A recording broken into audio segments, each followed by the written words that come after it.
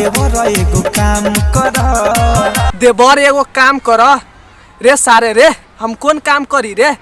आगे बोलता हम कौन काम करी? हे दुनिया में नाम कर, हई दुनिया में नाम कर।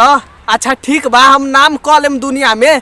आगे बोलता हई गोल गोल ढोरिया के छुके अब न पारा नाम कर, हई गोल गोल ढोरिया के छूके आके प्रणाम कर। रे बहिन के चोदो रे। रे सारे धनजैया तू सार तू ऐसने ऐसने गाना गावी छे रे। गोल गोल ढोरी के प्रणाम करी।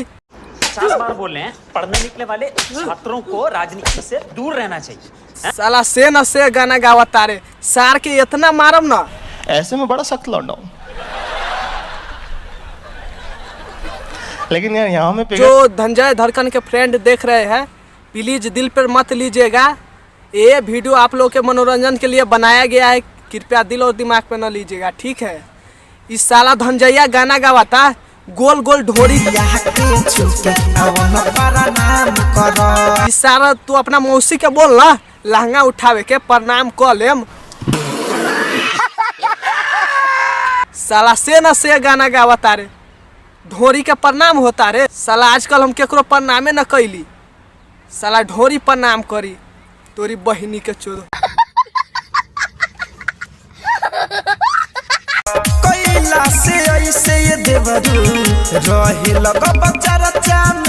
ए सारे धनजैया हम ढोरी के प्रणाम करम तो साला चर्चा में रहम। अरे भाई पढ़े के न होई, पढ़ लिख के कुछो न होई, चर्चा में रहे लगवे। भौजी बा न तोरा, भौजी के ढोरी के प्रणाम कर लिए चर्चा में रहे लगवे। इस साला से न से बजे छी। सार के चप्पल देखा तारे मारते मारते सार के मुंह लाल कर दे।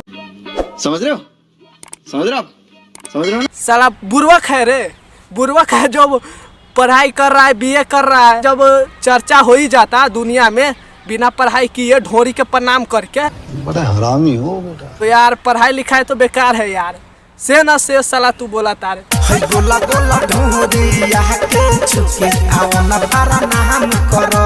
ए भाई एगो प्रणाम कर ले ढोरी के। ढोरी के प्रणाम कर ले। वाह क्या सीन है, वाह क्या सीन है। भाई साल ढोरी प्रणाम करी रे।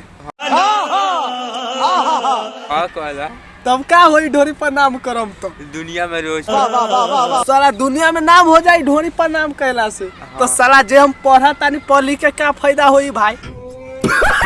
तू ही बतावा भाई। हई गोला गोला ढोरिया के छुके अब न पारा नाम कर। अगर मेरे चैनल पे नए हैं तो चैनल के लाइक सब्सक्राइब कर दीजिएगा। अपने भाई का रोस्ट वीडियो है, एक पर एक बवाल धमाका बनाएंगे रोस्ट वीडियो। न्यू अपडेट आने के लिए सपोर्ट करेगा भाई के। चैनल पे नए हैं, मेरा यूट्यूब का चैनल है vlogs and entertainment. Love you to all friend.